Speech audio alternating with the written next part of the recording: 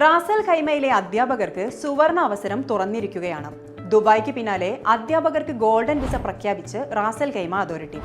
Dubai knowledge and human development അതോറിറ്റിക്ക് പിന്നാലെയാണ് Ras al Khaimah department of നോളജിന്റെ പുതിയ പ്രഖ്യാപനം.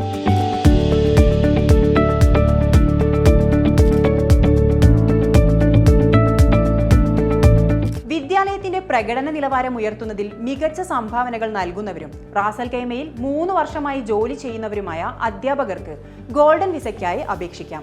സ്കൂൾ അധ്യാപകർ, പ്രധാന അധ്യാപകർ, വൈസ് പ്രിൻസിപ്പൽ, സ്കൂൾ ഡയറക്ടർമാർ എന്നിവർക്ക് നിശ്ചിത മാനദണ്ഡങ്ങൾ പ്രകാരം ഗോൾഡൻ വിസയ്ക്ക് അപേക്ഷിക്കാമെന്ന് റാക് ഡിഒകെ ബോർഡ് അംഗം ഡോക്ടർ അബ്ദുറഹ്മാൻ നഖ്ബി അറിയിച്ചു. അപേക്ഷയോടൊപ്പം സ്കൂൾ മാനേജ്മെന്റിന്റെ സാക്ഷ്യപത്രം, ബിരുദാനന്തര സാക്ഷ്യപത്രം, താമസരേഖകൾ തുടങ്ങിയവയും സമർപ്പിക്കണം. ലഭിക്കുന്ന അപേക്ഷകൾ വിദ്യാഭ്യാസ വകുപ്പിന്റെ പരിശോധനയ്ക്ക് ശേഷം വിസ നടപടികൾക്കായി ബന്ധപ്പെട്ട വകുപ്പിന് കൈമാറും. സ്വീകരിക്കുന്ന അപേക്ഷകളിൽ നിശ്ചിത സേവന നിരക്ക് നൽകുന്ന മുറയ്ക്ക് 14 പ്രവൃത്തി ദിനങ്ങൾക്കകം ഗോൾഡൻ വിസ അനുവദിക്കും. യോഗ്യതയുള്ളവർക്ക് ദീർഘകാല വിസ നേടുന്നതിലൂടെ സ്വയം സ്പോൺസർഷിപ്പ് നൽകുന്നതിനുതകുന്നതാണ് ടീച്ചേഴ്സ് ഗോൾഡൻ വിസ പദ്ധതി. വിലമതിക്കാനാകാത്ത സേവനമാണ് അധ്യാപക സമൂഹം രാജ്യത്തിന് നൽകുന്നത്.